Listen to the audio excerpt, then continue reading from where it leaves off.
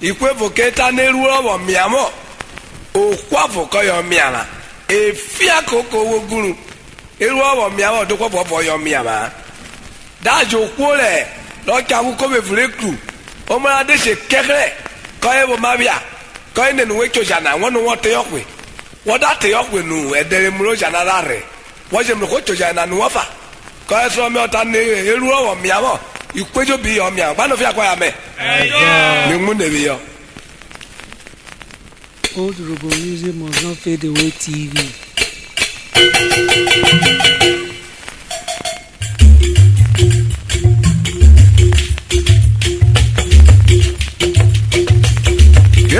Wa miawa ikwo nejo pi ko ya je miawa veru lo mo miawa o nejo pi ko ya je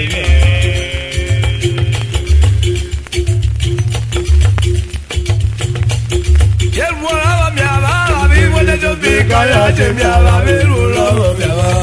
nejo pi ko ya je aro mena ila no aro mena yo mena yo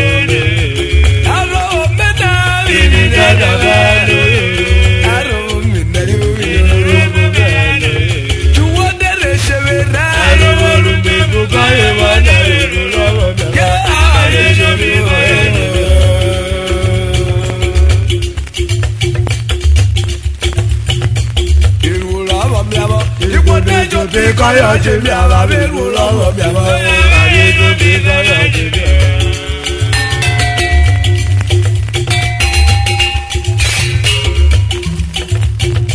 beru lo mi ama iko nejo bi kaya jemi ala beru lo mi ama